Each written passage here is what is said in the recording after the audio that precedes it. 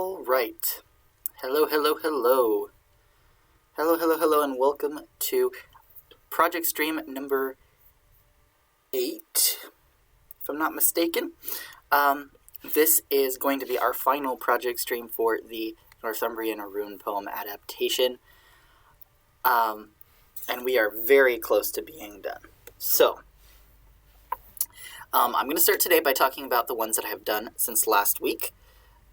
We left off doing Ash last week. And so we're just going to go on down and do the next few. And then there's 2 more that still need to be done. And I'm hoping to actually get to those during the session today. So that is what we are doing. Along the way, if anyone has any questions, comments, suggestions maybe even for translation, anyone in the audience wants to help with the Old English, they are welcome to. So with that being said, let's get started. So the first one that I did in the intermittent week, and I'm actually going to make this a little bit bigger if I can, to make it easier to read. Hopefully, moving things over. There we go. I'll go down a little bit still. Okay. Line. There we go. Ooh. I'm getting upset by the fact that the background does not match the color. Let me fix that.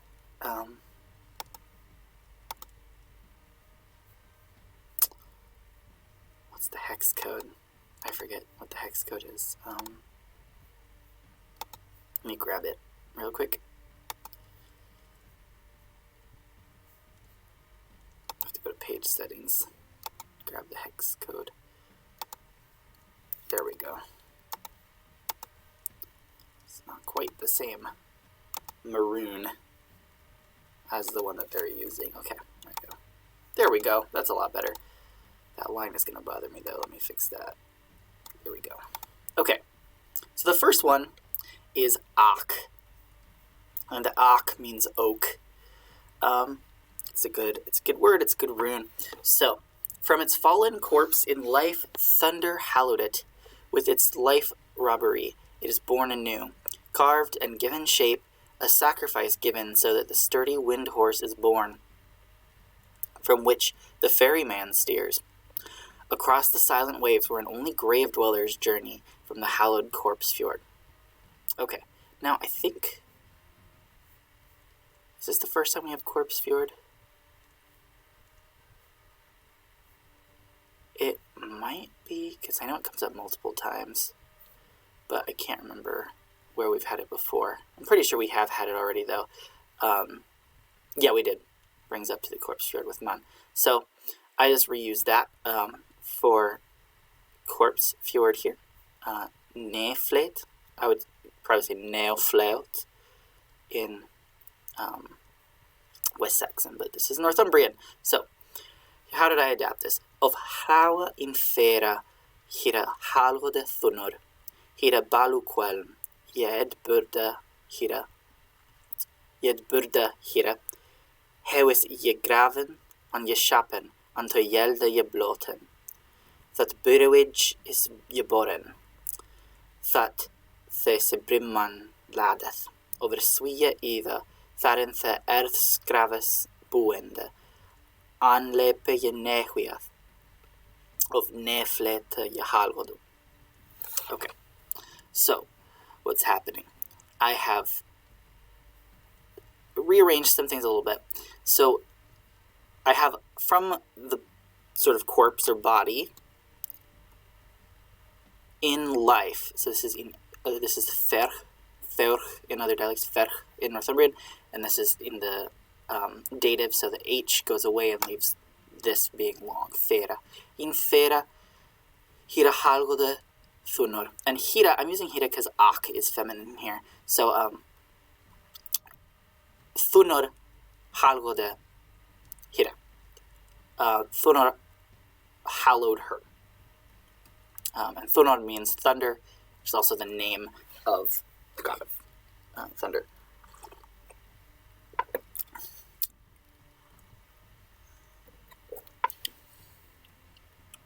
So, hira halgode thunor Hirabaluquelm.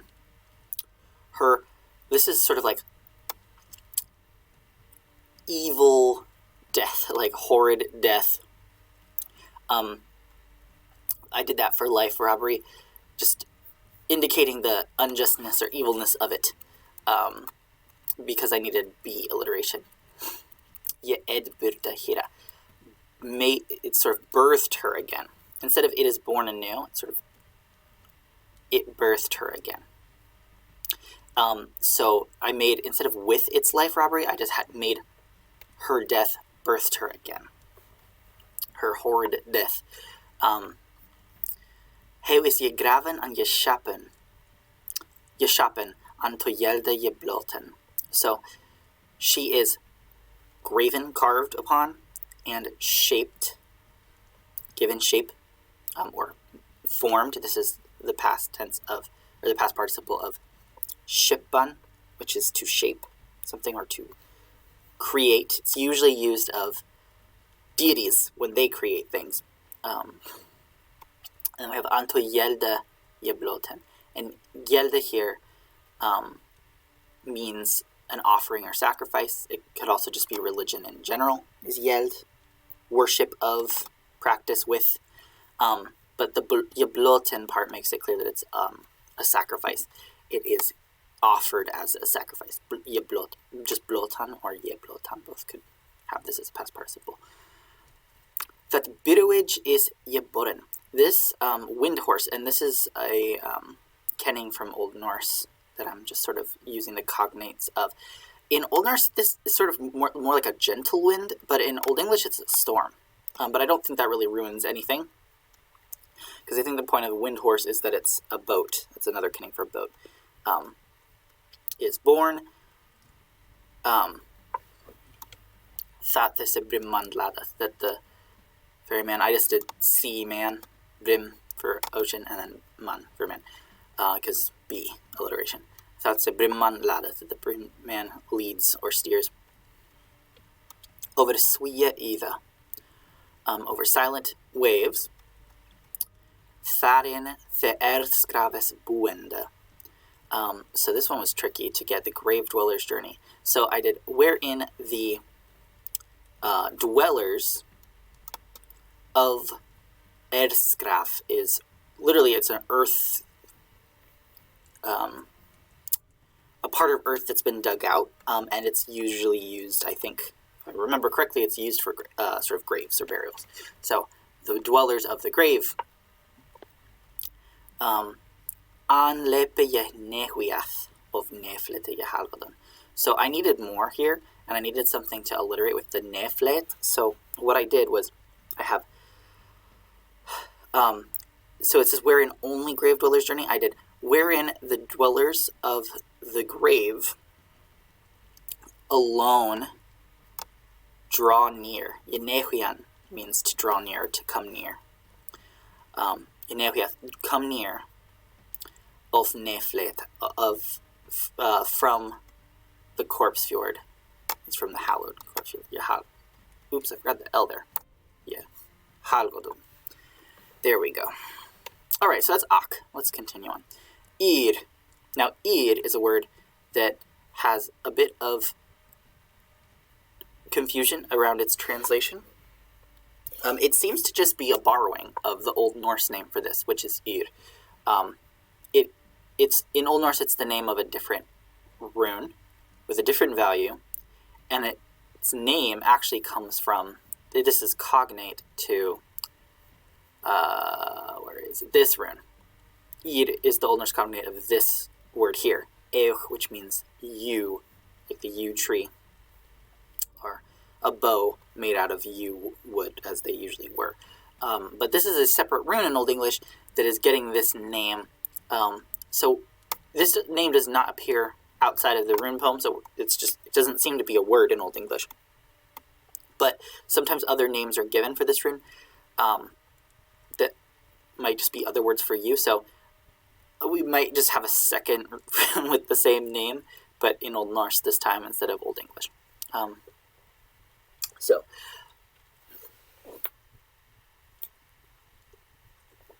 Okay. greenest king of the forest. He stands guard over corpse fjords, and an awe-inspiring shadow of the ship of hallowed service, the third kinsman of life's eternal cycle. Though his ship of thought be red, his raven wine flows sacred white in his duty. He stands eternal, unbending, unbowing, unbreaking, even to harshest winter. So, this I'll get to when I get to it. So, for greenest king of the forest, I did Waldkunning grönest. And you might not have seen this symbol yet. I hadn't put it in yet. I recently just did a sweep over the poems in sort of Northumbrianizing things. And this is a sound that does not exist in most other dialects of Old English, but it does. It is attested in Northumbrian. It is an archaism. It's a retention of an older form. A lot of long A in Standard West Saxon and other dialects of Old English come from an O in Proto-West Germanic that underwent umlaut, or eye affection, where it got pulled towards the front of the mouth, and it would sometimes be spelled like this, and this is the U sound. It's A, but then you make your lips round, so U. So this is grönest. And in most dialects, this just leveled out to grönest, without the rounding, but it looks to be retained in Northumbrian, so I'm using it where it is coming from a long O. And this is one of those words, grönest. Waldkunning grönest. So greenest forest king. That's what that means, pretty simple. Waldkunning grönest, he wardeth neflet. He guards the corpse fjord. Corpse fjords. And eies fullum sjuan. Eies fullum sjuan. Shippes herjeldes. So, eies full is, sometimes it just shows up spelled like this, but it is two different ones. It's eies full. It's full of eie. Eie meaning awe, and or like fear, and then full. So full of fear, or full of awe. It's awe-inspiring. That's what eies full usually means.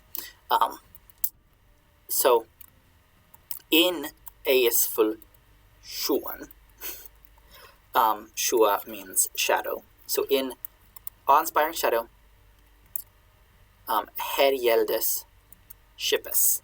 So it's the hallowed service. So this is that word yeld again for service or sacrifice or duty or practice, or it has a very wide range of meanings. And then her as a prefix often means like exalted or noble as a prefix on something. So this is like sort of noble service of the ship. And I just need that sh, that SC alliteration there. Now this part is where I was uncertain of what to do here. So if we're talking about Eid here, the greenest king of the forest, I'm interpreting this as the U is the greenest king of the forest, and he does all these things. Is he the third kinsman? So that's why I put man here. It seems like it should be singular here to me. The third kinsman. This might just be a typo. I'm not sure. I will need an FC poet to confirm this for me. If he shows up today, or just talking to him later, I'll confirm that with him. But it seems to be singular because there's no other point where he's plural. So I don't know why it would be plural here. I think I just went with it being singular. So that's how I translate it. Sethrida hildamai. Northumringa echum. I think it would be ecum here. So the third, I did sort of dear kinsman, hildamai, because I needed the H alliteration. Northumringa ecum. So ringa here is ring, or cycle, or circle. And eche usually means eternal, and this is just in the dative case. Though his ship of thought be red,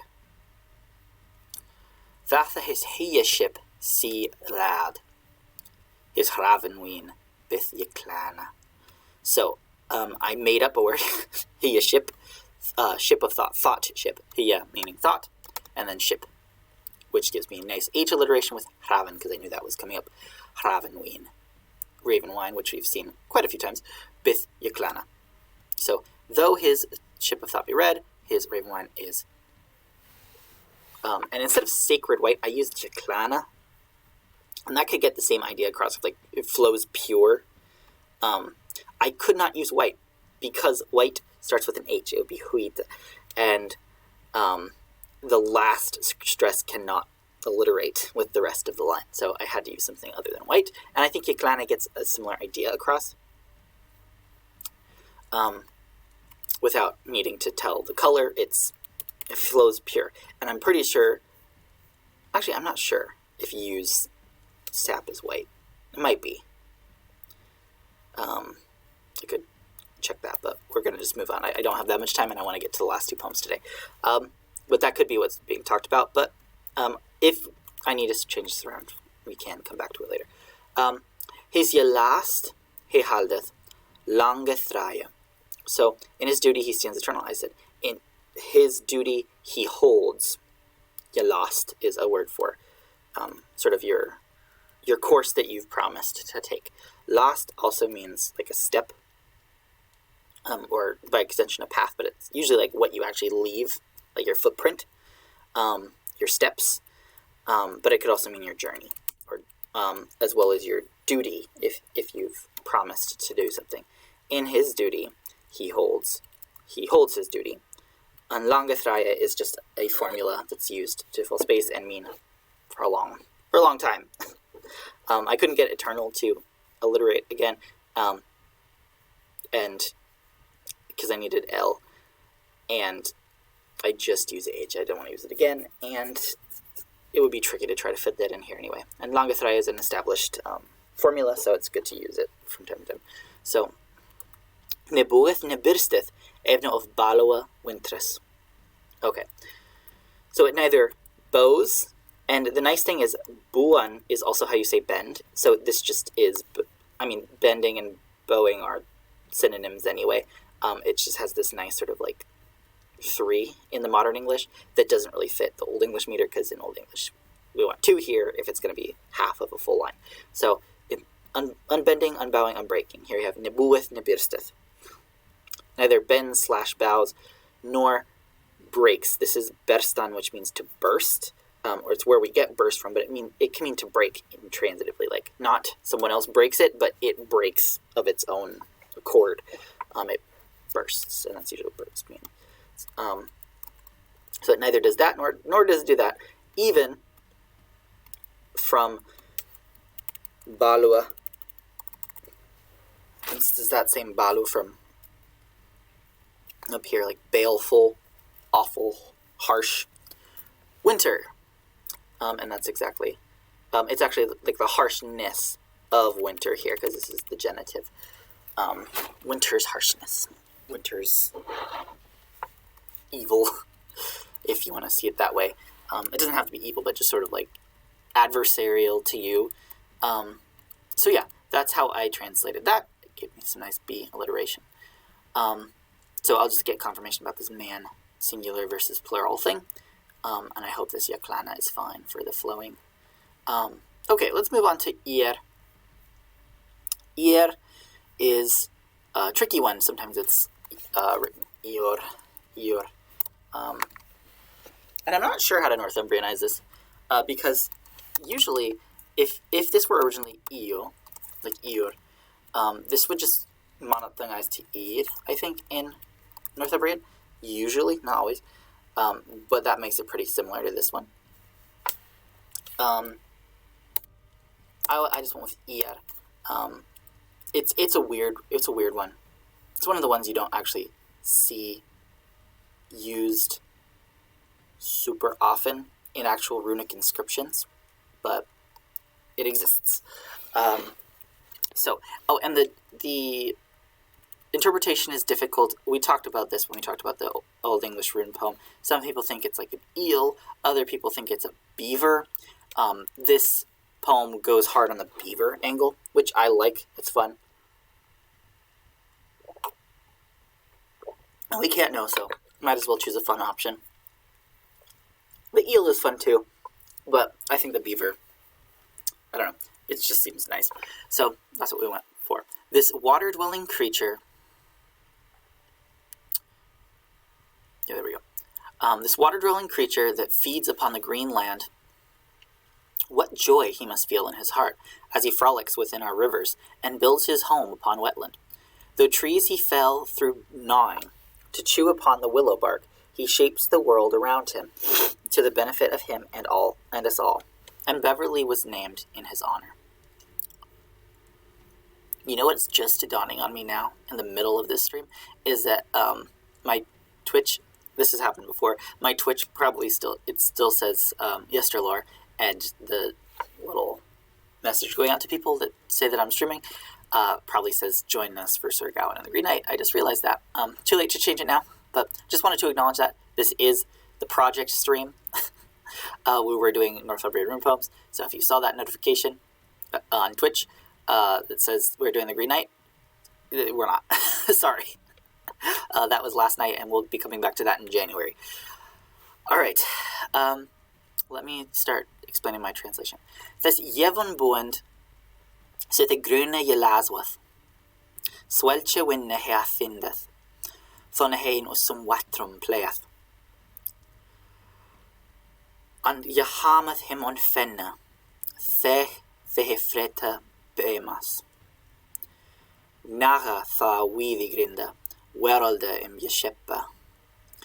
To his bota and ura bota, that away him beverly named on. Okay, I just realized I would prefer to spell this like this here, because that's how I think I've been doing thach in this poem. It doesn't have to be consistent. In fact, it would be more authentic if it were consistent, because most manuscripts will change their spelling midway through, or just haphazardly. But at least in my drafts, I like to be more consistent. We can purposefully weather it.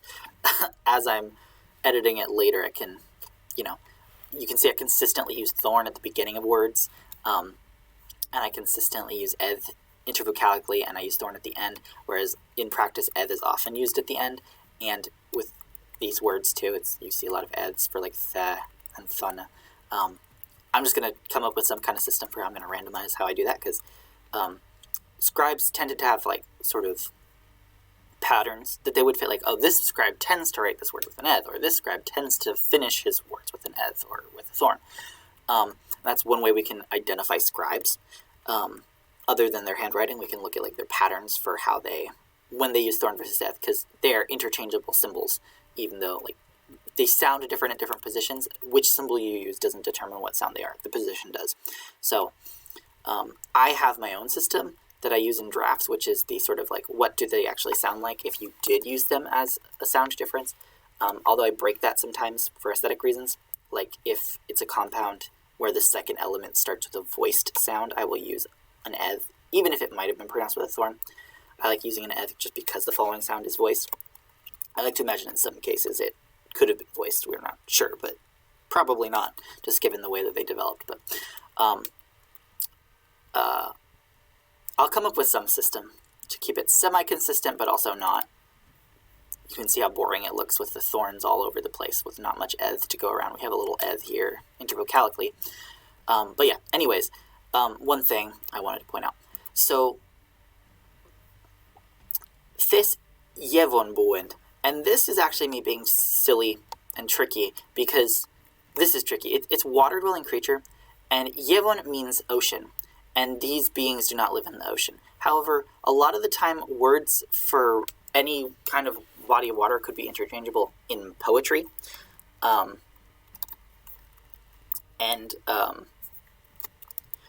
I'm trying to use that liberty here to get away with this, because I need a G alliteration really bad. And the only word for water that I could think of that had a G was Jevon. It can mean sort of like any kind of inundation of water, like a flood, but it means ocean, really. You know, if I could find a different word for sea that does start with G. Oh no, that's also sea. All the ones that start with G that come to mind have to do with the ocean. I was thinking of goddess edge. I'm not going to search sea on Boswatoller, or not sea, water, because there are just so many. I'll try to come up with something better if I can for G, but for now, you know, I'm actually going to highlight this to come back to. Oh no, that's a horrible color to use. Should be darker, maybe, like that. Yeah, that works. I'm going to come back to the man thing too.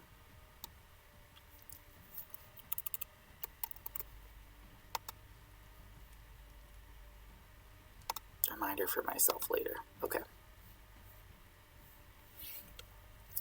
Now that I think of this, I might be forgetting something from before that I forgot to address.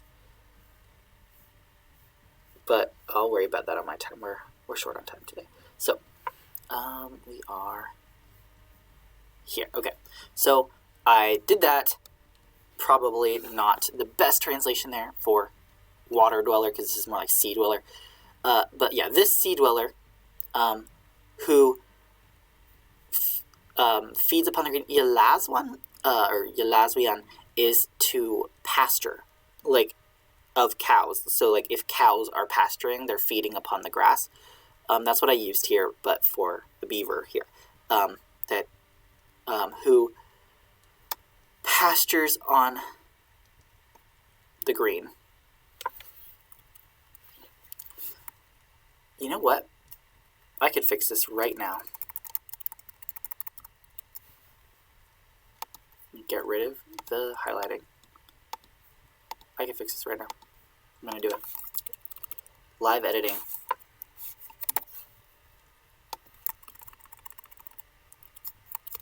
Alliteration. Lau can mean any kind of body of water. Doesn't have to be the ocean. Could be a lake. Could be just a pond. Could be the sea. More ambiguous. Lagubuin sitha with grena. There we go. Sorry, gruna. Then I have, so it says, what joy he must feel in his heart. I say, swelche winna he affindeth. Such joy he, and affindan can mean feel, like perceive or experience. It is findan, to find, with this a prefix on it. So it's sort of like you're finding it in something. You're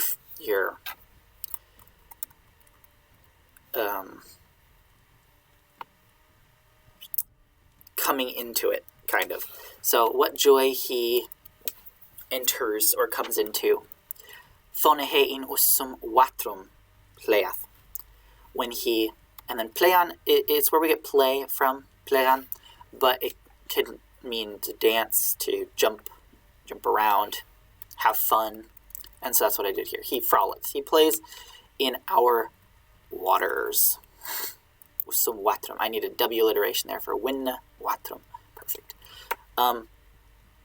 And Yahamath him on fenna, and built his home upon wetland, I said, and Yahamian means to make a home, or to house oneself, and that's exactly what I needed to do, and houses himself on the fen, on the wetland. And that gives me F, so I can alliterate here. Though trees he fell through 9. Tha thehefrete bemas naga tha widigrenda. So I kind of stretched the 9 and chewing into one thing, sort of. I use fretan, which is usually a word that means to eat if you're talking about an animal eating as opposed to human eating. It's sort of like feast upon, almost. So that he eat as an animal, bemas. This is more standardly bamas, which is trees. That's where we get beam from. So though he fell trees, though he feast upon trees, gnaw the willow bark. And this is actually a tested word for willow bark. Withy, or at least the withy part is willow, and then I don't think withy is tested, not to my knowledge, but it makes sense. Witherind is willow bark. Werolda yeshepa. So, though he sort of feast upon trees, gnaw on the willow bark, world shape around, around him. Werolda yeshepa. To his bolta and ura bolta. So to his, this is more like, bolt is more like sort of remedy or salvation or cure. It's used in a lot of like medical writing to talk about cures or treatments. But I needed B alliteration for Beverly here, so I used bolta, and it can have that sort of extended meaning of just like it's something that's good for you. That does show up a couple times where it's a bit more vague than just a remedy. But we could also see what the beaver does as fixing isn't necessarily the right word, but sort of like redirecting the environment to the good of something else. So to his bolta and ura bolta, thata we him Beverly Nemdon. So that we named Beverly for him. I didn't have it in his honor, I just did for him in the dative because I needed something that would not take a stress. The two stresses here are Beverly and Nemdon. So it's be and ne there. And Beverly, yes, it does, I'm pretty sure, come from beaver, which is Beur. Beur, but in Northumbrian, probably just Bever. Beverly. All right. Next one, calc. This is where we get the word chalk. In other dialects, it's chalk, chalk. But in Northumbrian, it's calc without the palatalization. So, calc. The whitening powder found within Earth's skin and crowns the border of south-facing Kent, where sea meets land, from which we carved and formed to bring life, wind senders of the sea, into the earth's curves for all to see. Okay, so here's how I translated this. That huitien de dust of hida thara erdan, sothwerde kenta, kunne helmathon yamara, tharon the mere mo, I can't read today, tharon the mere möteth, muldan of thara the we grovon, an workton fer wayes byresendan, in erdan byas, aldum to seona. Okay. Seon, double N, sorry. There we go. That wheatian the dust, the whitening dust, the whitening powder. The main word for powder is, or one of the main words for powder is actually calc, and I didn't want to use that here, so I used the dust, and it's neutered, so I used that for the, of hida thara erdan, of the hide of the earth, from the earth's skin. Sooth werde kenta. So this got kind of tricky, so I had to sort of flip it around. Southward, south-facing Kent. Kunne helmathon yamara. It crowns on the border. So it crowns on border Kent. So this is actually the object here. Instead of crowns the border of south-facing Kent, I did crowns south-facing Kent on the border, just because of what order I needed it to come in. Tharon the mera mötath, where the sea meets moldan, earth, land, of thara the grovan, from which we carved, earth, from which we carved, an workton ferch, and formed life. Then we have wind senders of the sea. Wind sender is a Norse kenning. It's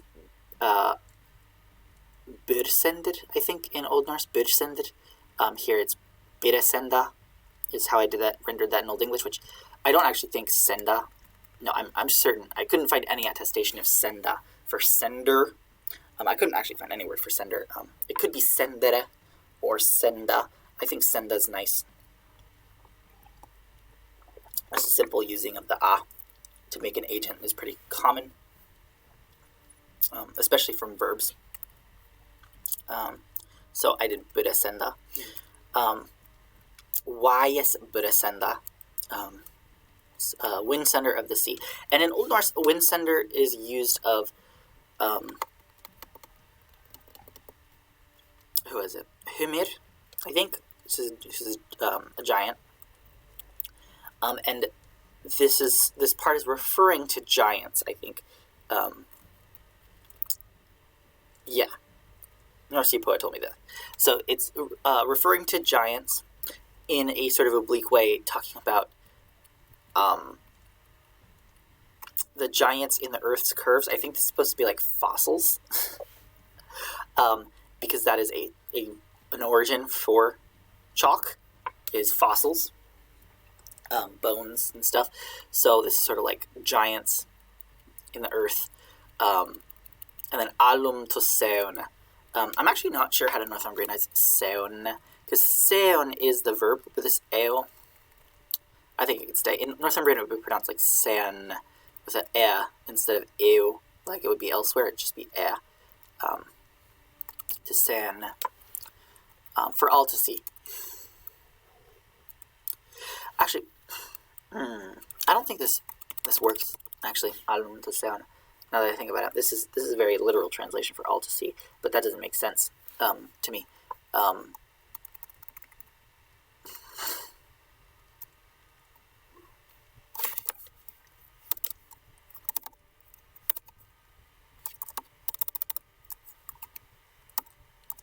Fate alle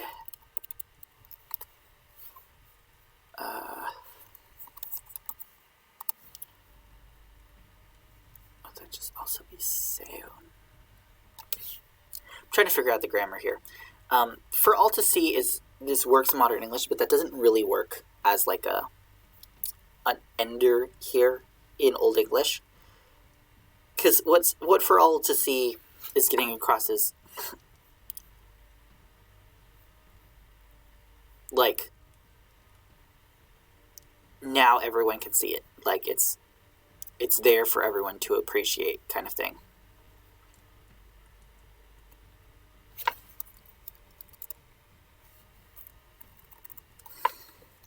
So I'm going to use something else. I'm going to say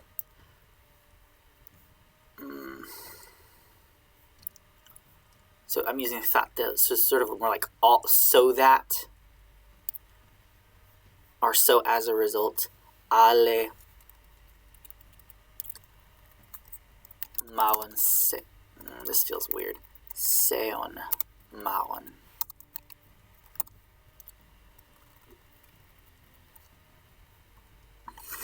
Now the meter is weird. So that all may see.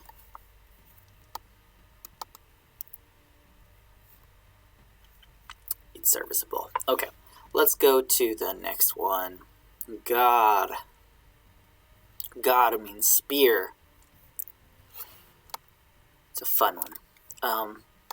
So we are getting very close to the end of these, and then we can do the last two. Okay, God. The greatest blood candle, the trees of the corpse dark battle sea. It flies through air to feast upon flesh, and gorge from the cup stream of raven wine that flows from tracks of wound fires, crafted from the ashes corpse. The blood snake, a warrior's friend, its kin pierced flesh of Christ and Woden, and itself a piece in the game of Hildur. Okay, so, here's what I did for God. I did blodcandle betest, greatest blood candle, best blood candle. Bemas on Guthlaga, the trees of the corpse dark battle sea. What I did was just Bemas on Guthlaga is just trees on the battle sea is what I did instead, the battle water. And this is that word lago that I used in the not last poem, but the poem before lago. And then it flies through the air to feast upon flesh and gorge from the cup stream of raven wine that flows. This was tricky, this whole part, to get across. So here's what I did. Nethystrum thar hit flayeth and flash fretteth. So I was trying to get this corpse dark part in, and so I pushed it to the next line. So in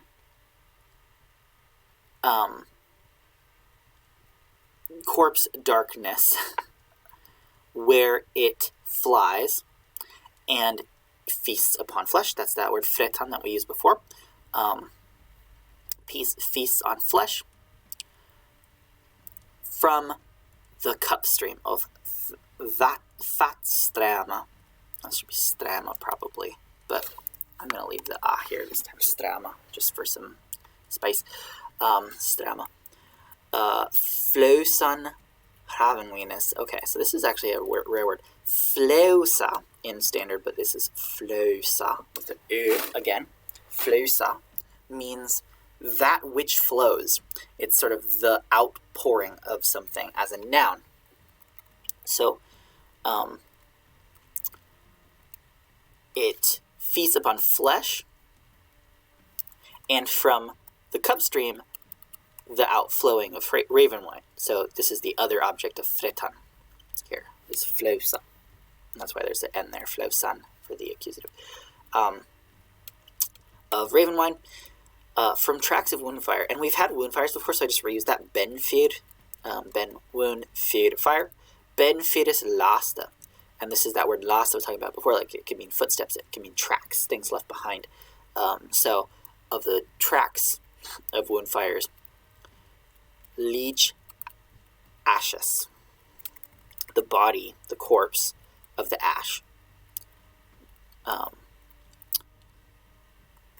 didn't do the crafted from part. I think it's kind of implied just from what we're talking about. We're talking about a spear, so we're just saying it's from the rune fire's tracks, a body of ash. The blood snake of warrior's friend. And I wanted to get this game of Hild in here, but this part, that it's kin pierced flesh of Christ and Woden, was really hard to get to fit alliteratively, so this needed to be taking up the last two lines, and so I needed to move the game of Hilder up.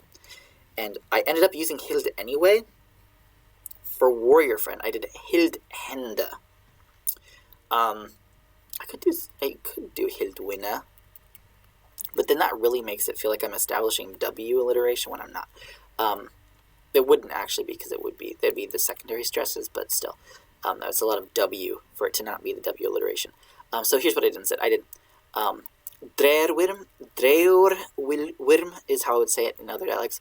Dreur is like that which falls from the body. It's used of blood and gore and other stuff I can't talk about for very long. Dreurwyrm, wyrm being a word for worm or snake or dragon. It has a lot of different uses in different contexts, but I liked it for this compound, Dreurwyrm, blood snake.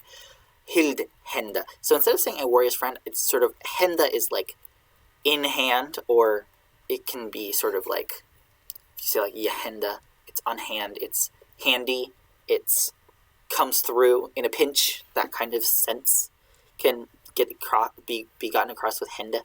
So I did Hild Henda, handy in battle. And I used Hild, and then I used Hild again in Hildis Gomina, in Hild's game. It's Hilder in Old Norse, Hild in Old English. What I'm realizing is I might have declined that wrong, because I'm pretty sure Hild is feminine, not masculine. Pretty sure Hilder is also I'm certain Hilder is feminine. Yeah, I don't know what I was doing here. It's Hilde Gomina. In Hilde Gomina. There we go. Why did I make that masculine? Alright. Hilde Gomina. His kunna som Kristus flash and the wodness flash frökna stank. Okay, so here's what I did here. So it's kin pierced flesh. It's kin, the kin of the spear, I guess. So what I did is his kinna sum, one of, this is what sum usually means, and then especially after a genitive plural, which is of the group. So one of these, one of his kin, Christ's flesh, and Woden's flesh, frökna stang. Stingan can mean to pierce or to stab. And then fräkna, or in this case frökna, Northumbrian, is sort of like fiercely, ravenously. I just needed an F to go with all this flash here. This F does not alliterate because the alliteration is with a C, and that was tricky for me to do, but I just ended up being able to use the modern English alliteration here, kin and Christ, into the Old English kinna and Christes. But I needed something else to alliterate with flash on this next line for Woden's flash, or something with W, but frökna was kind of, came to me more obviously. So that is God. Let's do the next one. Okay, Quinn. Now, Quinn is not a name that is attested for the runes. This rune is one of those runes that's a manuscript rune, like it comes up in manuscripts, but it's not really in runic inscriptions. The name given for it is Querth, which doesn't seem to have any meaning, that's known at least. And so what North Sea poet did was just kind of think of different things that started with Qua that they could use for this name, and they landed on Quinn, and I think that's a fun one to do. And in Northumbrian, this is one of those A that comes from an old O that has I umlaut. So it's Quinn. Quinn, the lady of noble birth and of old Deira's most noblest house, first to be crowned among all Northumbria when wedded to Bernice's lord of men, once northern lands merged neath one throne, and in death a saint.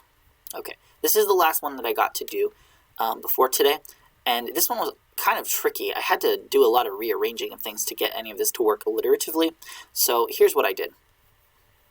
So for Lady of Noble Birth, I did Der Boren Freo.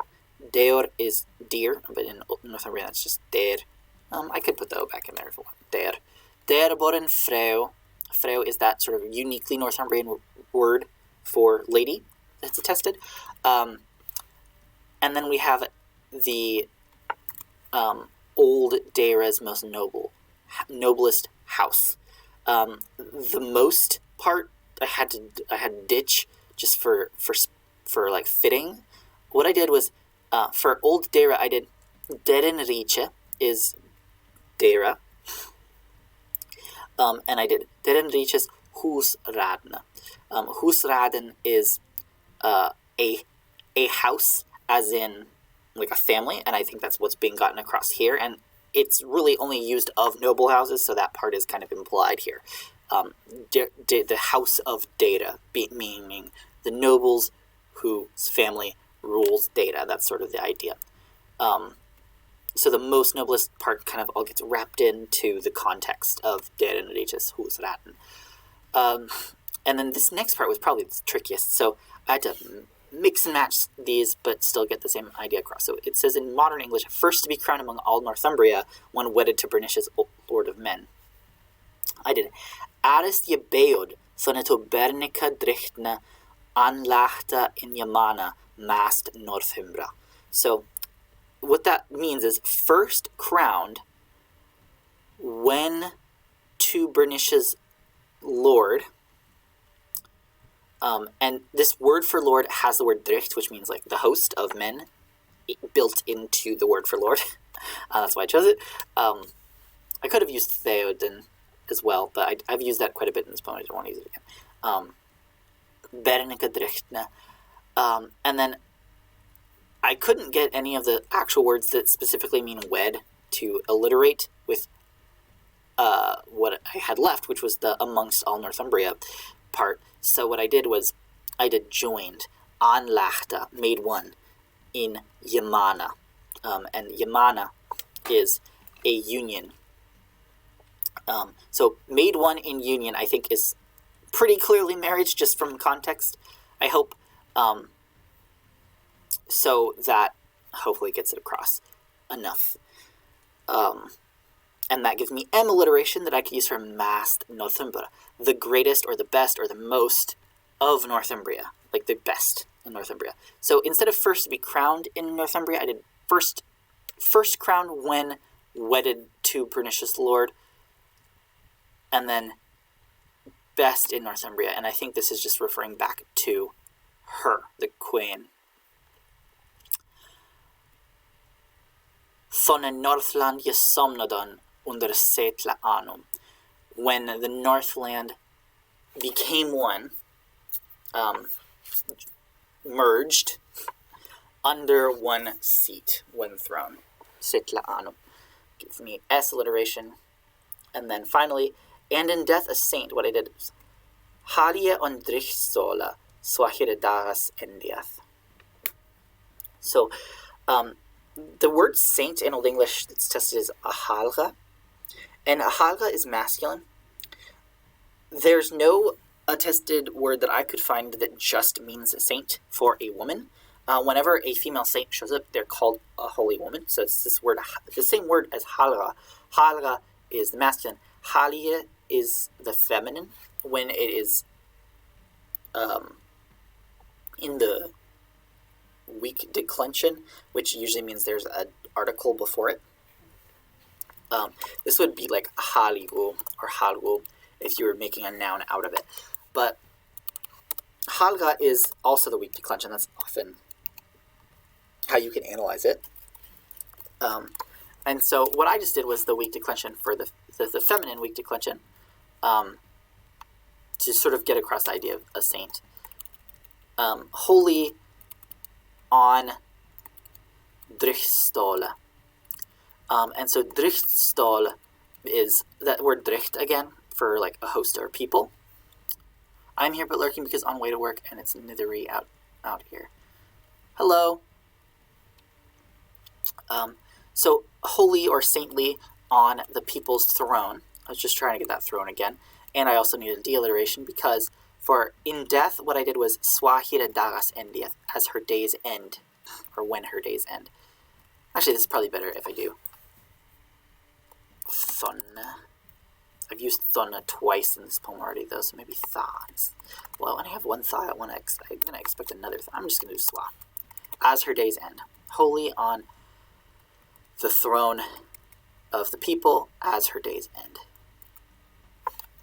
So that is Queen, or Queen, if you do the Northumbrian, Queen with the OE. Since you're here, North Sea Poet, I have a question up here. In Ir, I don't know if you can answer this because you're lurking, but up here in Ir, I'm not sure, it seems like this is supposed to be singular, kinsman, the third kinsman in life's eternal cycle. It's written with an E, but I thought that might just be a typo or something. I translated it as if it was one, because I thought you were still talking about Ir here, the yew tree, greenest king of the forest. And in death a saint is my best line ever, because death. Oh yeah, no. I tried to get that sense across. Oh yeah, it's a typo. Okay. Thank you. Okay, cool. I translated it as if it was just singular, so that's good. So yeah, with in death a saint, there is no like attested singular feminine, like single feminine word for saint. Usually it's just holy woman used, and a different word for woman gets used every time. But I made up a word for saint, basically. Holy on the people's throne as her days end is what I did. I hope that's to your satisfaction, but I can try to work that around if you do not like it. Which gives us our last two that we're going to do right now. So we've got stan and ad to do. Stan is stone, heart of the earth, in which we carve the runes, to the memory of our kin and our friends, anvil of the river, to which we build foundations of home and burning hearth. But this land rib we also use to fell tyrants and giants. Okay.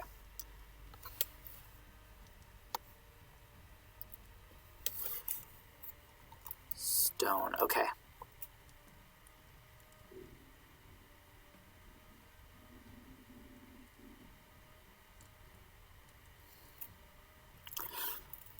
I can't see a way to get heart of the earth, any word for heart that comes to mind, or earth, to alliterate with any word for carve, or rune. I want to just use the word rune if I can for runes. So I might need to switch some things around. I might need to move some lines to get this to work.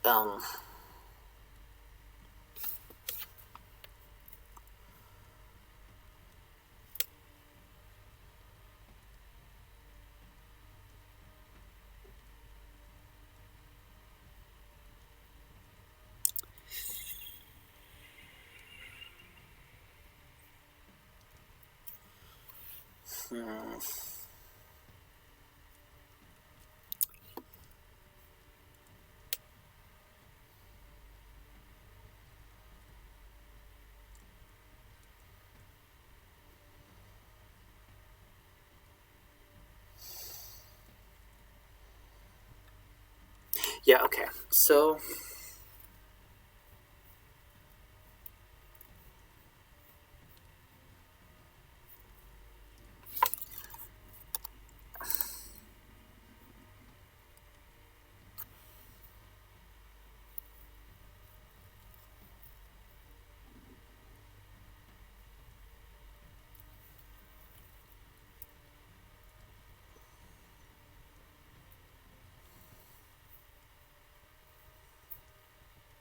okay. Erden. I just remember that this should be just earth, shouldn't it? Yeah. Alright. Northumbrianizing mode. Okay. Erden Seva? Maybe? Earth's heart. That's more like it's mind, it's heart.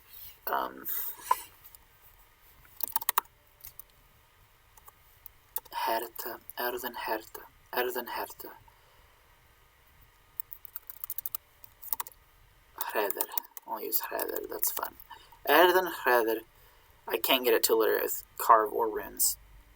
Any word for carve or any word for runes. So I'm going to move that down, I think. I think I'm going to move anvil of the river up because, you know what? I'm going to move it up all the way to the top and use Erden Hredder as the second line because this can alliterate really well. Because it could be an...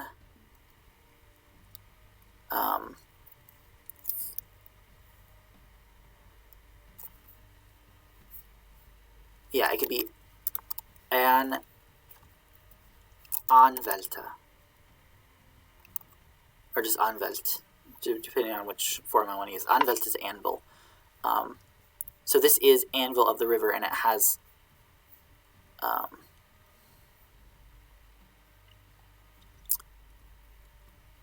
the, actually, I think this would be an in Northumbrian, wouldn't it? Yeah. Oh wait, no, it's feminine. So it's just ah. It just stays ah the whole time. It doesn't. It's like looks like it's undeclinable, but it's not.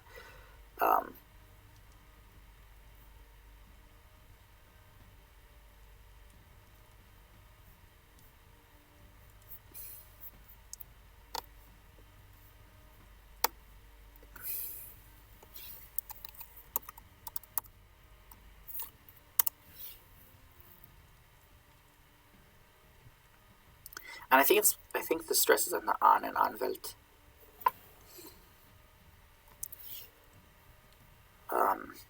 In either case, I have vowel alliteration, so I can use Erden Hredder as the second half line. Doesn't matter if Anwalt alliterates or not. Okay. To the memory. So now we can say, to the memory of our kin and of our friends. Ooh, actually.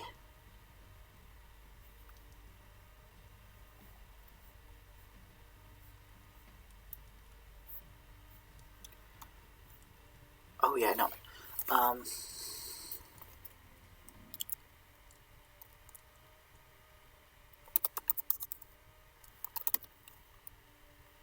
fan the we runstavas. And I can use kin here. So kervath. I have C alliteration.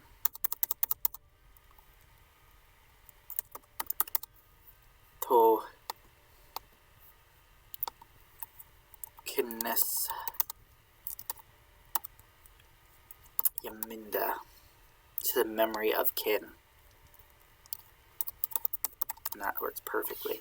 Just moving Anvil of the River to the top just made this all click, because now, to the friends and our friends,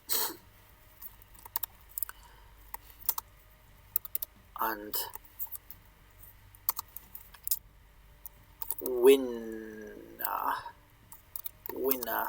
yeminda, and I have W alliteration so that I can do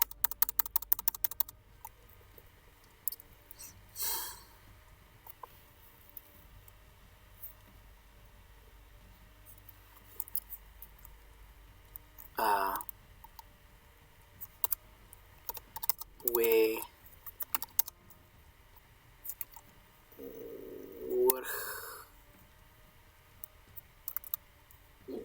work. I'm gonna use work on. I know I want to use this verb because W, but yeah, Murchan is weak verb. Be Wurchath. I swear, but I think I just pronounce Wurkath in Northumbria. We Wurkath.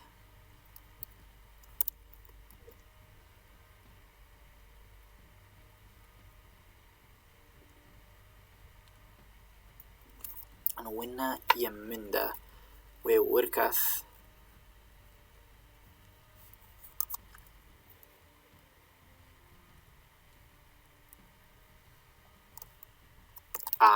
We work with awa, maybe, just to fill space. We ever work. To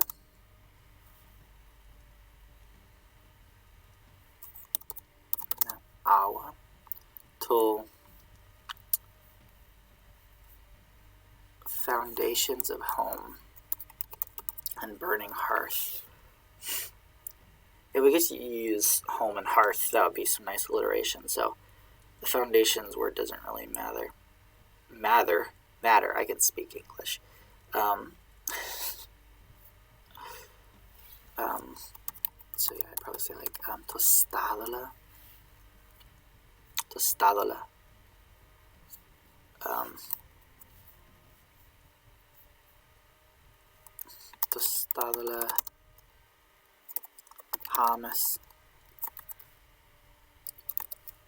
Hamas neuter, if I'm not mistaken. Neuter or masculine, one of the two. In which case, either way, it's Hamas. Pretty sure.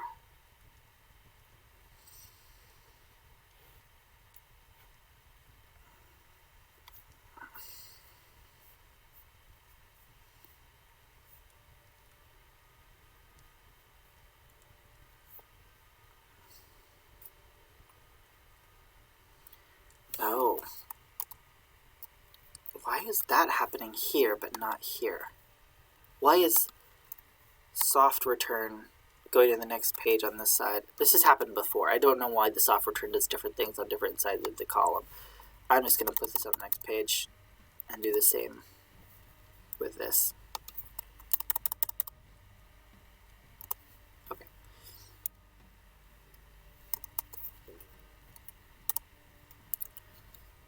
Okay, tostado harvest.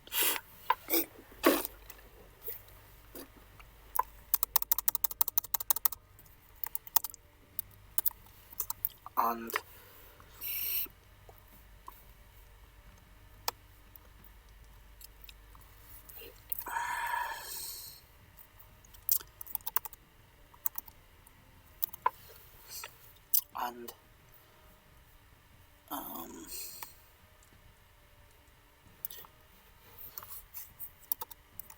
had the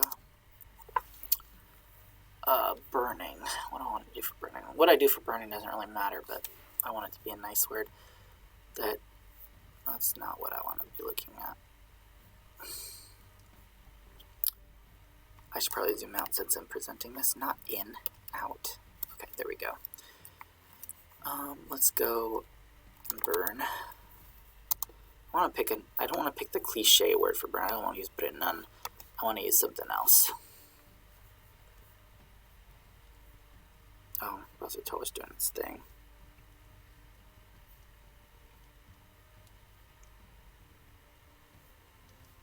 Yeah, I don't want to use better none.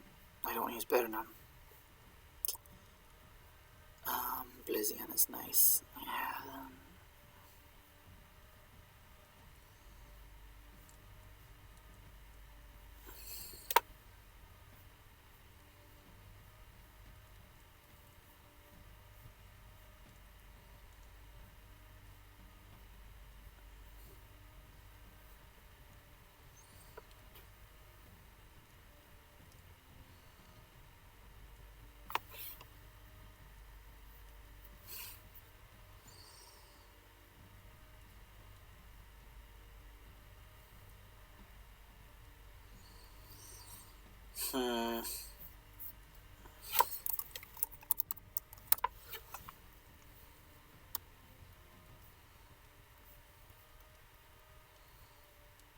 Yeah.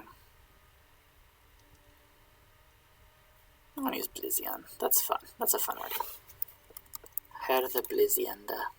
That's nice sounding. But this land rib.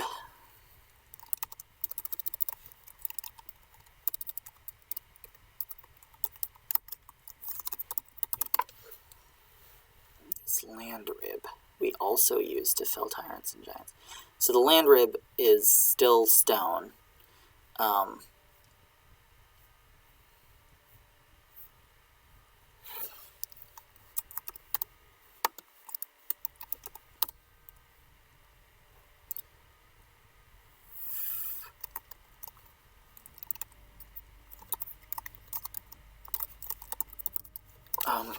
Land rib, I don't know if that's a kenning I've seen. I'm pretty certain it's a kenning from, because, like, I know stones are called bones in other places, like in Old English even, but, land rib. That sounds familiar to me as a kenning. What I'm trying to do on another screen is see if I can actually just use land rib. It depends on what I want to do for tyrants. See, because if I'm trying to follow the modern English as much as I can for the rest of this, since I've already kind of done a drastic thing of moving anvil to the beginning of this stanza, then tyrants is going to be my hook word in terms of what the alliteration is.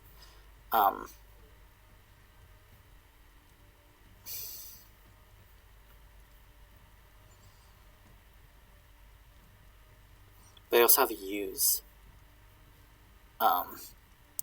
But there are like 2 or 3 options I have for that. It just doesn't give me a lot of freedom there.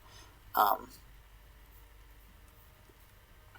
lot of words for land I could use that could work, depending on what I'm going to use for tyrant. I'm not sure what I'm going to use for tyrant, actually.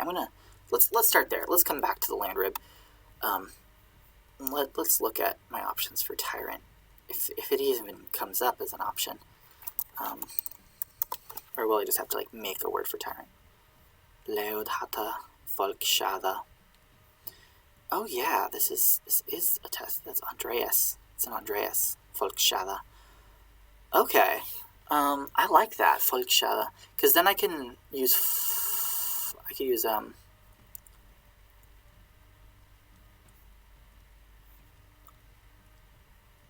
use fold for land. There, folda.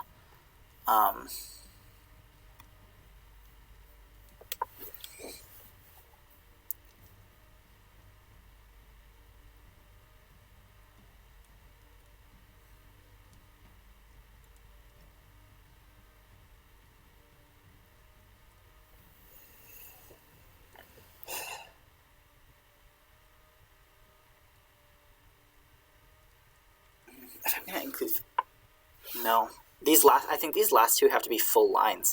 But if they are, I think I can make this work.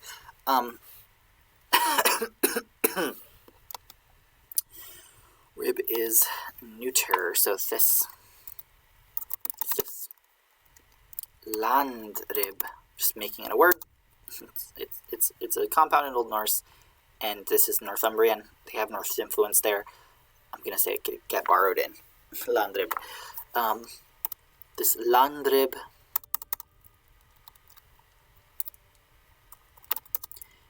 Yalice we this landribes Yalice we brukath. Brukan takes a genitive subject, so we use of this landrib. Also, Yalice, alike. We alike use this landrib.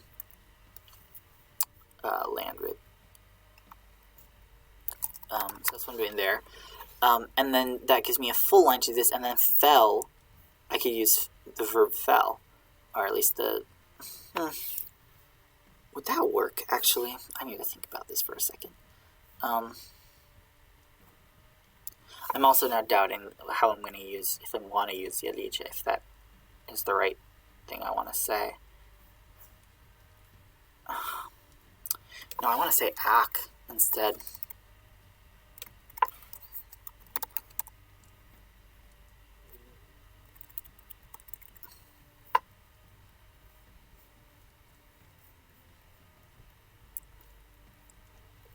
In which case,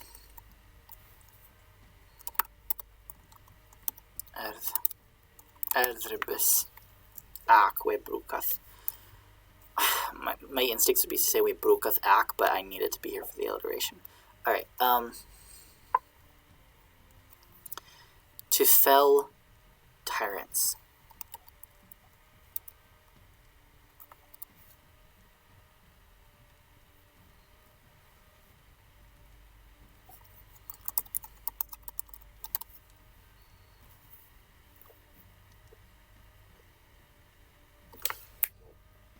Sorry, my dog is making noise over there.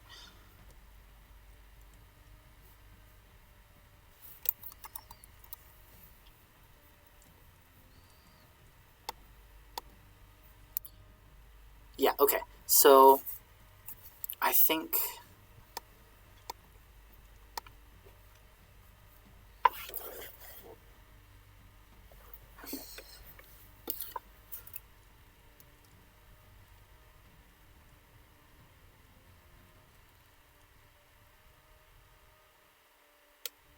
I think we can use fell as a verb. Because the thing is, fell means to chop down, really. It means, it's to cause to go down. It's the causative of fallan. Causative meaning you cause it to happen. So, if I wanted to use fell, I can, for tyrants, but it's sort of like metaphorically making them a tree, almost. Or something like that. But that works. Folk shadas. Oh wait, no. Folk shadan. There we go. To fellen. And I could do the to fellene first. To fellene folk shadan. And what I'm going to do for giants, I need it to alliterate, of course. So what I'm going to do is I'm going to do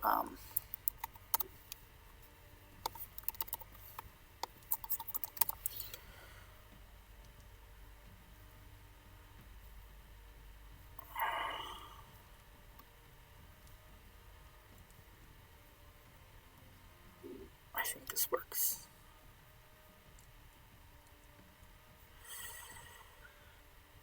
No, does it work?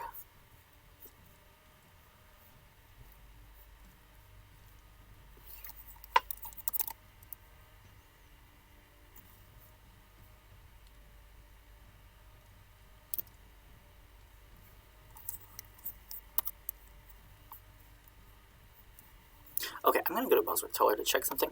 I don't want to use Buoyant, but I want to use Dweller for something. I don't think I can use one other way. I was hoping I could. I don't want to use Buoyant. I could just use Genja. Yeah, I could just use Genja. Genja, yeah. I'll just use Genja. Fen Genja. Alright. So what I was thinking is in Maxims, the Cotton Maxims 2, there is a verse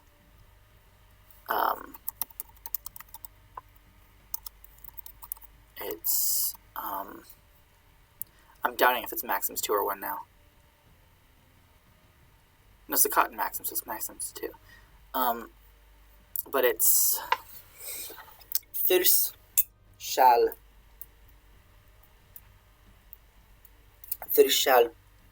on fen Wunian or Yewunian, one of the two, means that the Thurs must dwell in the fen. So I'm making it fen dweller here, fen goer, fen Genjan.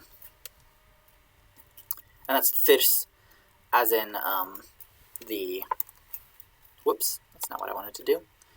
Thurs as in giants here, on fen Genjan. And this just like Erthrib here, I'm using the compound to fill the half line, which you are allowed to do. The secondary stress can't carry it if it's a nice enough compound. Alright, last one. Add. It's add elsewhere, but it's add in Northumbrian.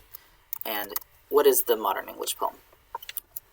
A home built within the earth's darkened bosom, bleakest of bedfellows, as wealth declines and promise is broken, and happiness withers with summer's setting sun. In winter's icy embrace, it reminds us how mortal we are. Dun dun dun. Okay, so this word add means it's a word for grave. What's going on? I don't know if you're seeing this, but Firefox is doing a weird thing. Let me fight this for a second. This is so obnoxious.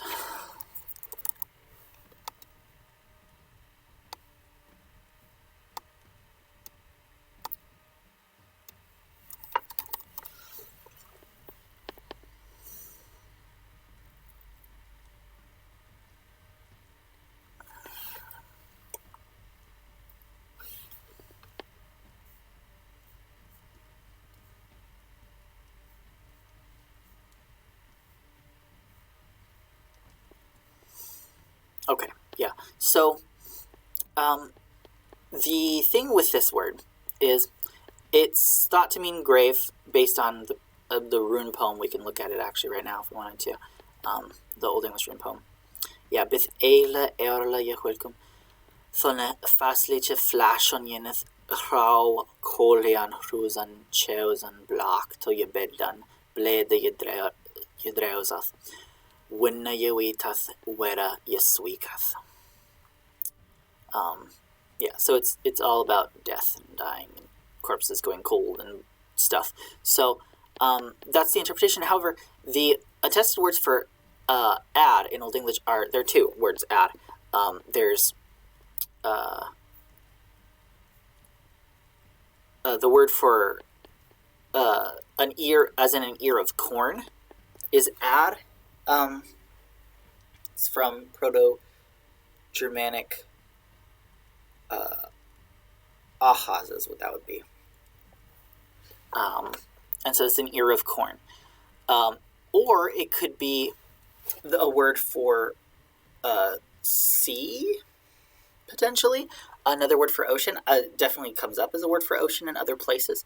But it could also mean the earth. Like physical earth, and that's sort of how the grave meaning could come in here. the cognate to this, if it is from the same root, Proto-Germanic auras is what this would be. Auras is aur in Old Norse. Aur is mud. So that's the earth sense. But for some reason in Old English, this usually means ocean instead. So, or sea. So it's sort of usually sea, but it might come from a word for earth. And this is sort of like a specialized retention of that earlier meaning of earth or mud in the sense of grave here. So a home built within the earth's darkened bosom. Okay.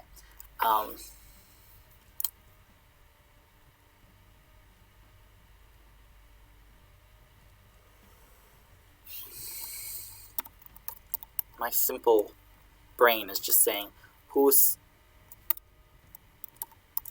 je bitlad? Or je bitlad in Berm Erden.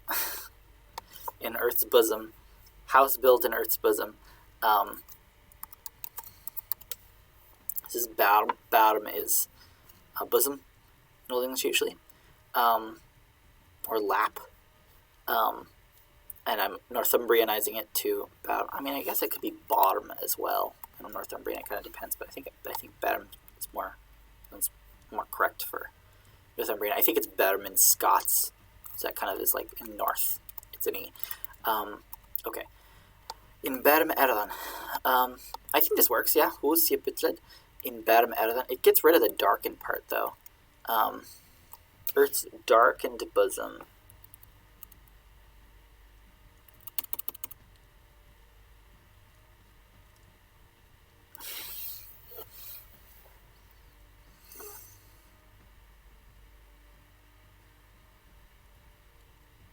The darkened bosom. I don't know how I can get dark to fit that. Because it would need to modify Berm, and so therefore come before Berm, and therefore no longer would Berm be alliterating. So I can get the darkness across in the next part, because the next part is bleakest of bedfellows. I can get that to be dark.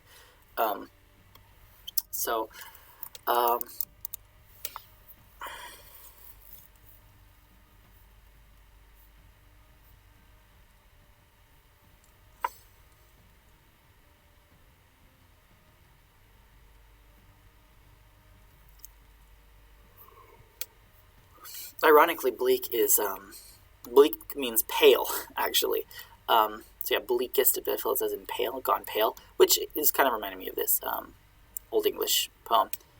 Raukoliath, Rusan, Cheusan, Block. That's that block bleak. Block to Yebedan. So that Yebeda is the bedfellow. And Bleda Drausa. This is very much like the Old English poem. Bleda Drausa. Wealth declines. Yeah. We could just copy the Old English. We're allowed to do that. Blackest.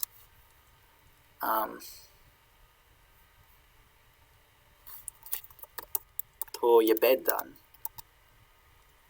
Well, if I'm going of bedfellows, it'd be like blackest your bed dinner.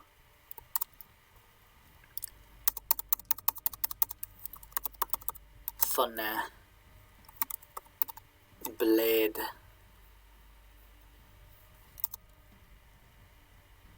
I think it should be plural, actually. Bleda yedrezath. Wealth declines. Wealth in the plural here. Sort of like goods. And promises broken. And happiness withers. We have winna yawitath. Wera yaswikath. That's what that means. Like joys, happiness, depart. And wera yaswikath. This could be like no, that's wera, like wad. Like promise. Promises break. I'm gonna copy the Old English again.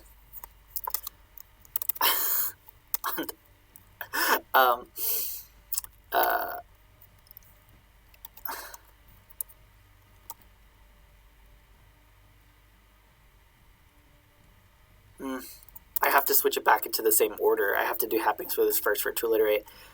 Winna Yewitath. Wait, Yewitan, right? Yeah, Yewitath. I was gonna say it's plural. Yewitath.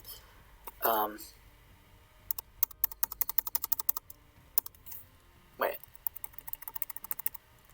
Have I not been spacing these the same way? Oops. Yeah, I'm not. Sometimes I accidentally do 8 instead of 10. I'm trying to consistently do 10 because if I do like a 2 make 1 half line, I do like 5 space. How I'm trying to do this is not probably the most sensical way, but I'm trying to make it clear what half line is which. Okay. When you eat and we wouldn't get the smoothening of, what is it, the sort of Mercian smoothening of wad to wed, probably. It would stay wad. I think Kentish does that too. Wada. Yes, we got. Is that true? Yeah. Okay, we just copied the Old English for that part, which is nice. Less work for me because we're already 3 minutes over, but we are this close to finishing, and I'm not going to leave the stream until we're done with this poem. So, with summer's setting sun and winter's icy embrace, it reminds us how mortal we are. Okay, summer's setting sun. That's a nice S. But if I have 3 S's, then this is going to have to be its own line.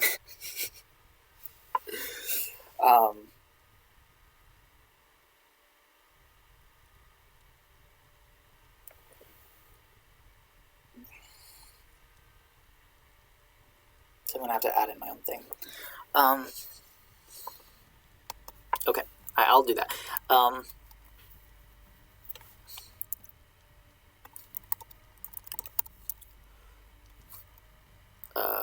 So with the setting sun.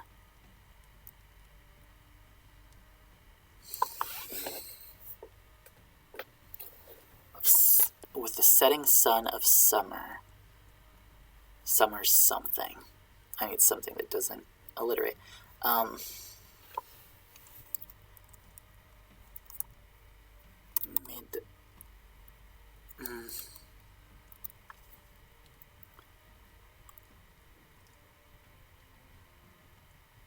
It reminds us how mortal we are with summer setting sun and winter's icy embrace.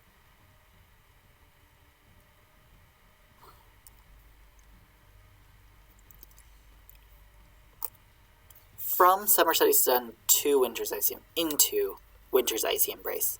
It reminds. Okay, I'm trying to figure out what case I'm going to put the setting sun in. I'm going to put it in the dative of sunnan setendra, feminine dative. Sunnan setendra. 1, 2, 3.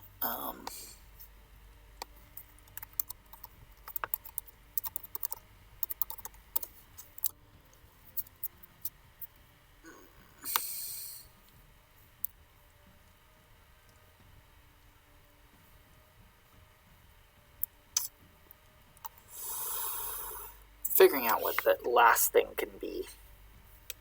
I think maybe summer's heat or summer's light, something like that.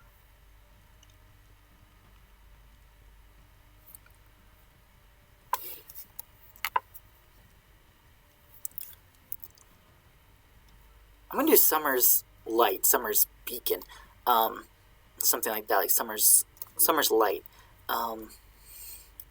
To get that sort of darkness coming across, like the summer's light is going into winter's icy embrace. Of sunnan setendra sumeres leoman.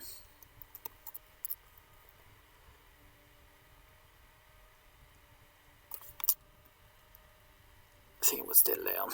Did I use leoman before? I'm pretty sure I did use leoma. Yeah, and I'm keeping it just la, with the schwa o that shows up in Northumbrian. To, well, the embrace would be bottom again.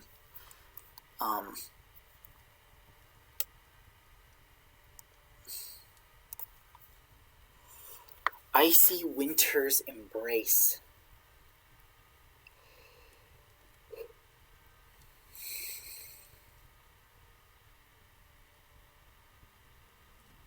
Winter's icy embrace.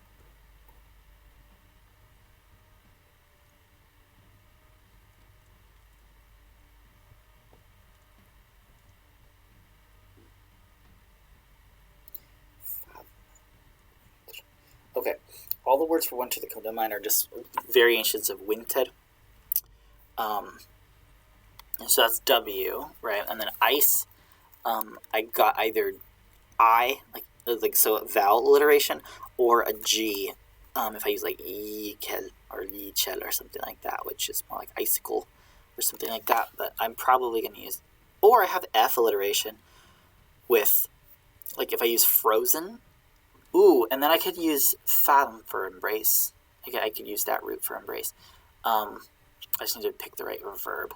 So, yes, okay.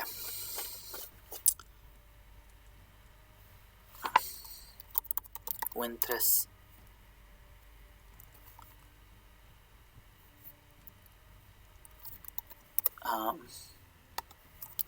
Actually, I'm going to use this one. Fathom. I'm just going to go to fathom. Yeah, embracing arms, fathom. There's verbs that come from this, though. I'm certain.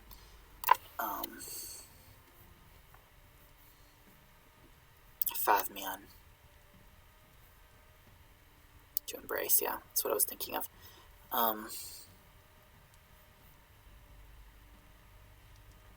Yeah.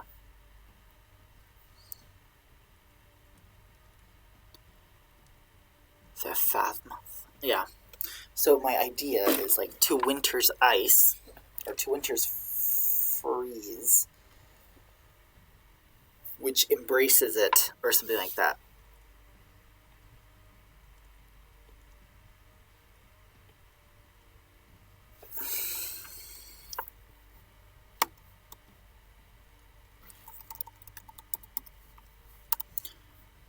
Alternatively, I could just use fathom.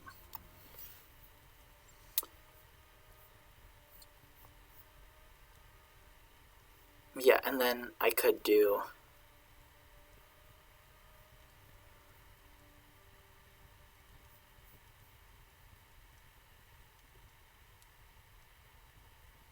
to winter's fathom. I'm going to use the accusative because it's into. I could say in, maybe. No, I'll use to. To winter's fathom. Freri.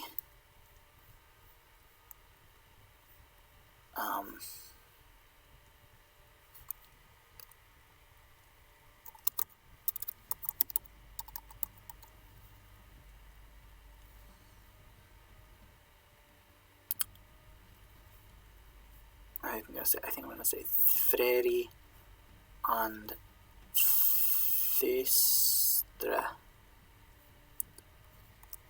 Freri and Thystra. Frozen and dark. That gets that darkness across. It reminds us how mortal we are. So to remind us, you Mindian, usually. And then, so mortal is the hinge here, though, so I'm going to have to think of that. Mortal here is an adjective. If it were a noun, this would be easy, but it's mortal, so.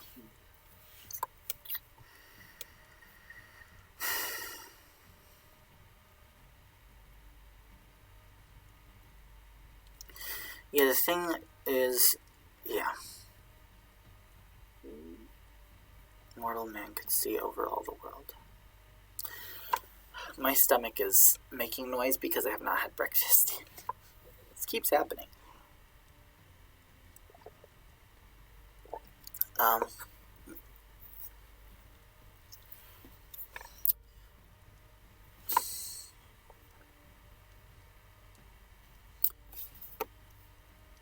Yeah, it's true.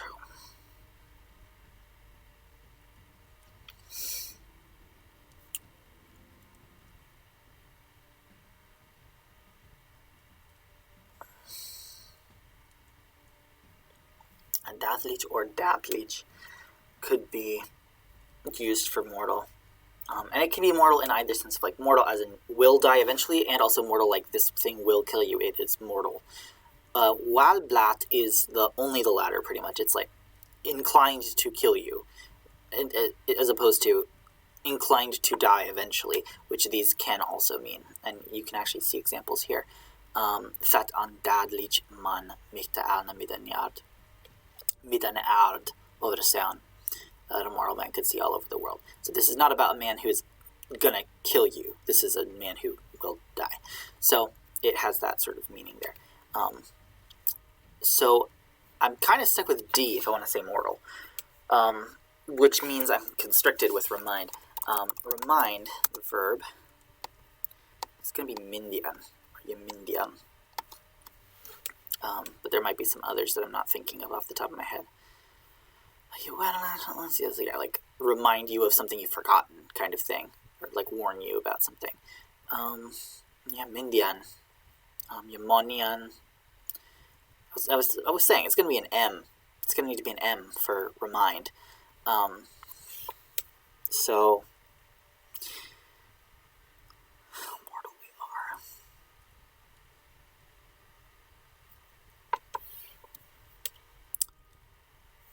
So the remind part is M, and the mortal part is D. How do I get those to alliterate? That's the trick.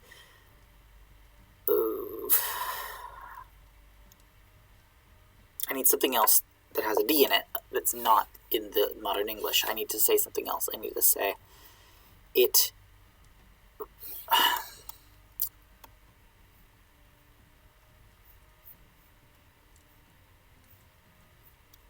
The very old English thing to do would be to say, like, it reminds us of doomsday. Doomsday as in the day of our doom, the day that we die, and that we will be judged in a Christian framework. That's what we see a lot in Old English poetry, is talking about domesday, or domdai. But those are more D's, right?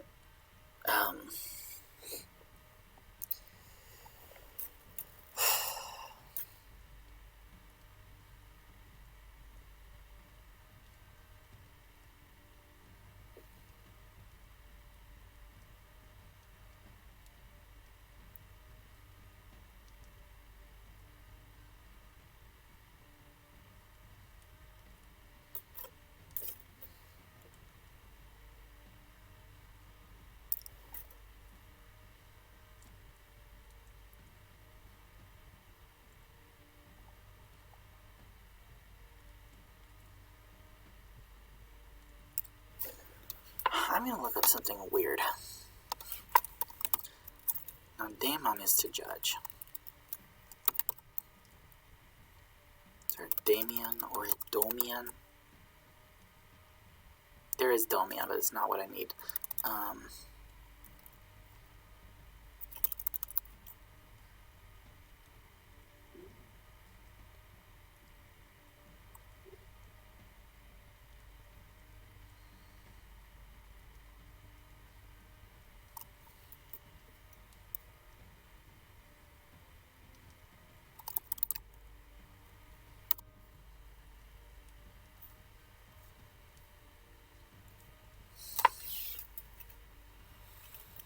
Duan. Yeah, that's not what I need. I need Thorvan, I think.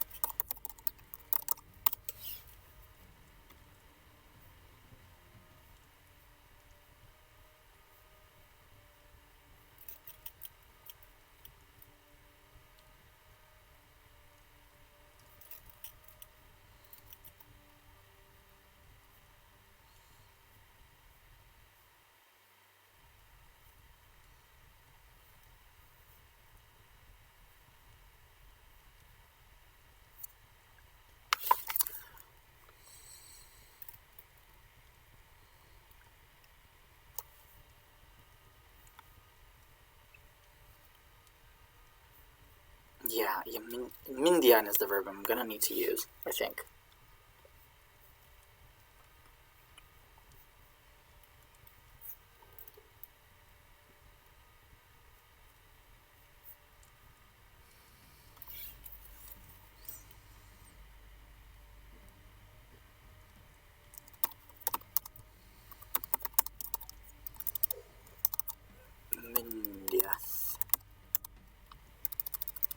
Mindiath. It's mundiath.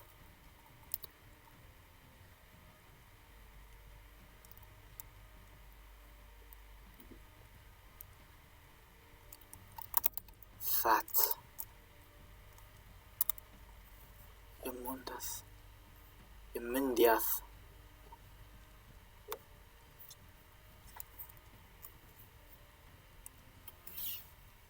Dos mundiath.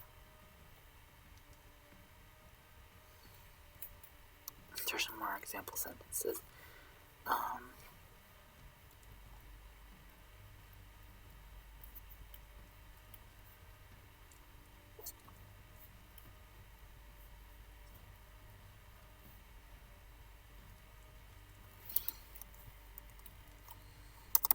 Who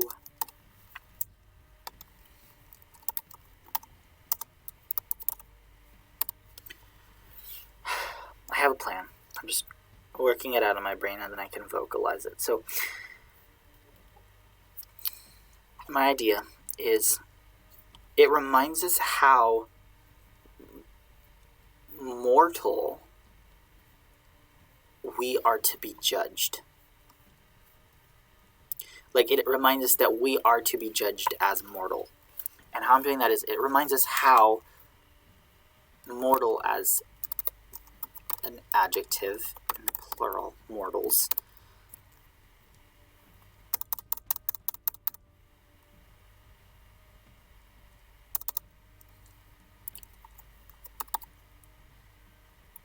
daemon, to judge. But I need to say to be judged. So it'd be like, you damned. No, you. Yeah, you damned. Because daemon is weak. Wait, this actually needs to be daemon in Northumbrian. Because it's domia now. You damned. That's nice. You damned. You damned. Us. Forvan. Okay. Now the thing is, this is implying a copula that does not exist. It's just like, it needs us judged. And the implication is like, to be judged. Oftentimes to be is implied in poetry, where it's not in prose. When you already have other verbs, particularly helping verbs like thorvan, which means to be necessary to someone. Which you can see, I was looking at here, just reminding myself of something. If I had a noun, it would need to be in the genitive, but I do not have a noun. I have a past participle. Hudad licha yedömed us forvan. Now the thing is, yedad licha, or yedad licha in Northumbrian, is going to be ambiguous. It could be like mortal, plural adjective, but this could also be an adverb, like we should be judged mortally, which works either way, I think, in terms of interpreting this. Okay, we should be judged as mortals, or deemed mortals, you might say. All right, so that is our last poem. Hus je bytlet in berm erdan, blakest je beddena, van a bleda je drezath, an winna je witath, an wara je swikath, of sunnan setendra, someres leoman, to wintres fathom, frerian thistra. Heus je mindiath hu dadliche, je dadliche, je dömed us forvan. Okay. We did it. We did it! It's done! The poems are done. I do probably need to go back and edit through this, mess with the thorns and eds to make it a little bit more varied, and also check one more time for making sure I'm making it as Northumbrian as I can in terms of the dialect, because as you can tell, Northumbrian dialect is not what I am sort of most versed in. Much more familiar with West Saxon and other little bit of other dialects, because Mercian comes in a lot into the West Saxon stuff. But I'm doing my best with the Northumbrian, and this was very fun. Took a lot of my time and energy, but it went into a good place, I think. So that is the Northumbrian rune poems. Definitely keep an eye out for it. Why do I have another row here? Just realizing I have another row in this column.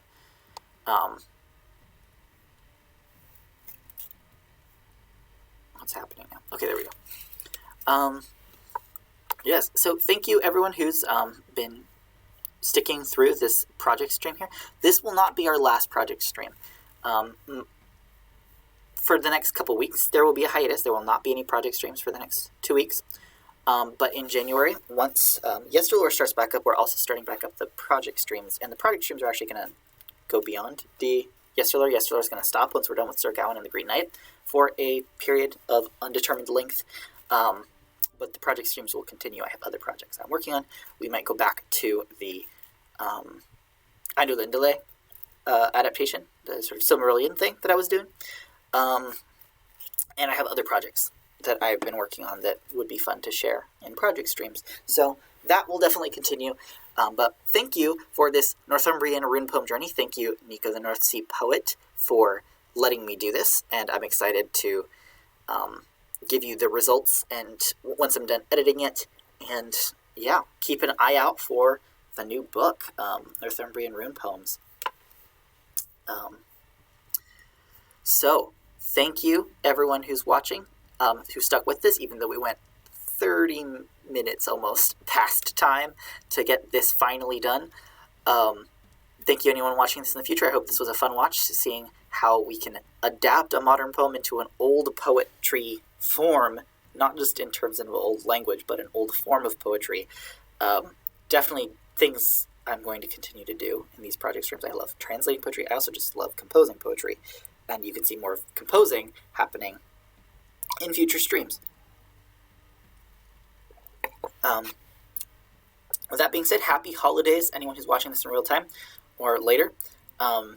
Whatever holidays you do or do not celebrate, have a nice end of your December and Happy New Year. Thank you and farewell.